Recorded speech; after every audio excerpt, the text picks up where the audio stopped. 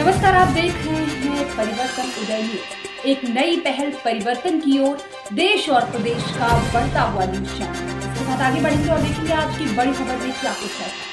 सारे सांसद प्रत्याशी बेकार हैं, पिंटू शानदार हैं। आपको बता दें कि विश्वासों से लबालब 64 लोकसभा सदस्य संसदीय क्षेत्र गोरखपुर से निर्दल सांसद प्रत्याशी एडवोकेट पिंटू साहनी का मानना है कि सभी प्रत्याशियों को जनता नजरअंदाज कर देश की सबसे बड़ी महापंचायत में आगामी 1 जून को विजयी बनाकर संसद भेज रही है।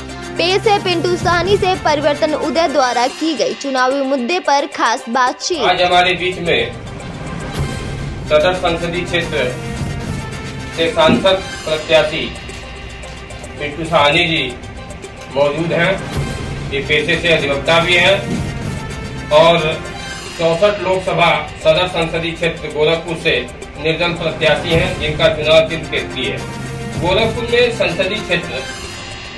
संसदीय क्षेत्र में बड़े बड़े दिग्गज भाजपा से भोजपुरी महानायक निवर्तमान सांसद रवि किशन, तो इंडिया गठबंधन से काजल निसार और बसपा से जावेद सिमनानी जैसे तमाम हैसियत इस चुनाव क्षेत्र में है।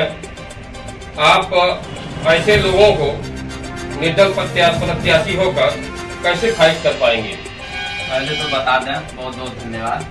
अब रही बात जितने प्रत्याशियों का आपने बात कहा, सभी लोग को कहा जाए तो शेर शेरनिया कह सकते हैं, क्योंकि वो पिंजड़े में बंधे हुए हैं, किसी न किसी के पिंजड़े में बंधे हुए हैं। उसमें ऊपर से जो डायरेक्शन आएगा वही बोल पाएंगे। लेकिन हम एक स्वतंत्र अभ्यर्थी, कहा जाए निर्दल प्रत्याशी हूँ, और अगर कहा जाए जो जनमानस का हित अधिकार उनका क्या चाहिए, उसके विकास के लिए मैं लड़ रहा हूँ। तो सब आज जो है जनता चालाक हो चुकी है, जनता को क्या चाहिए वो खुद उसको पता है।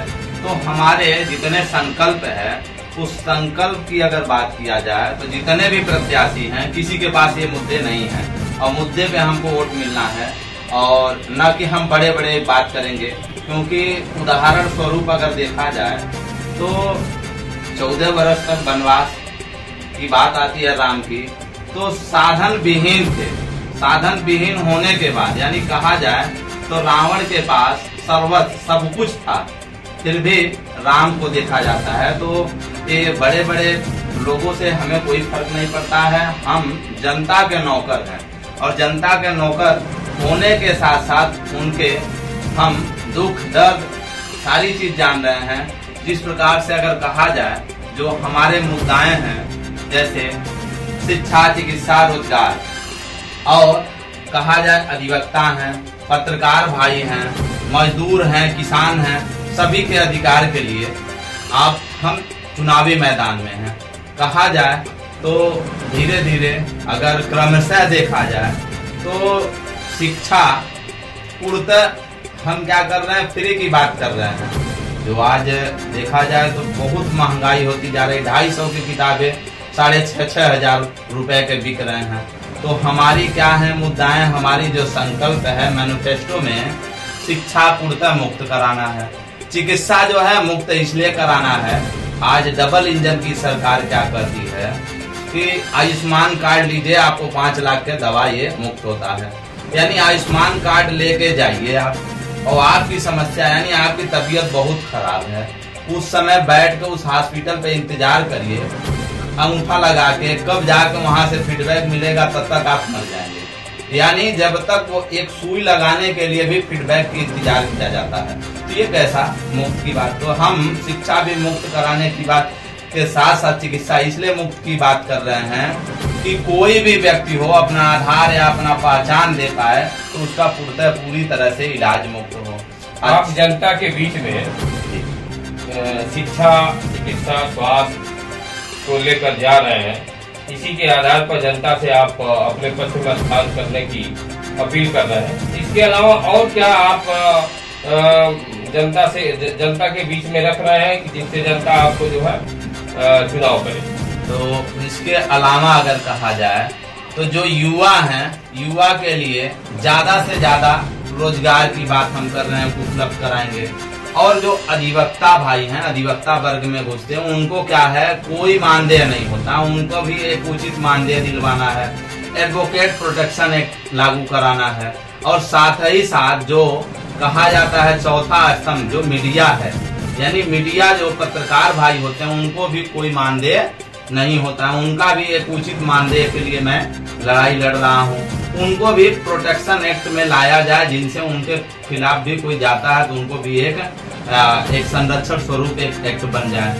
अच्छा, अब बात करते हैं सबसे बड़ी चीजें जो हिंदुस्तान की बात कहा जाए, रीढ़ की हड्डी जो किसान भाई हैं, किसान भाई के लिए खाद्य है, बीज है, ये सिंचाई है, ये सब सारी चीजें मुफ्त के साथ साथ उनको बिजली भी फ्री कराने की बात मैं लेके चल रहा हूँ। इस तरह से हमारे तमाम और भी मुद्दे हैं, और विगत कई वर्षों से मैं जो पूरे हिंदुस्तान में चिटफंड कंपनियां जैसे सहारा, PSL, पिलकान, यूनाइटेड, तमाम कंपनियों में निवेशक गण अपना पैसा जमा कर रखे थे, वह कहा जाए पार्ट्स ऑफ गवर्नमेंट जो सेबी जो है, पार्ट्स ऑफ गवर्नमेंट यानी सरकार की एक अंग है, वो अभी पैसा अगर कहा जाए दबा के डेकार तक नहीं ले रही है कि लोगों का पैसा देना है, तो वो भी हमें भुगतान कराना है। ऐसे हमारे तमाम मुद्दे हैं। इस मुद्दे के साथ मैं मैदान में हूँ, चुनावी मैदान में लोगों के तक मैं पहुँचने का प्रयास कर रहा हूँ, और लोग मुझे आशा उम्मीद के साथ मुझे बुला भी रहे हैं, लोग मुझे सहयोग भी कर रहे हैं। हाँ भाई, इस बार आपको मौका दिया जाएगा।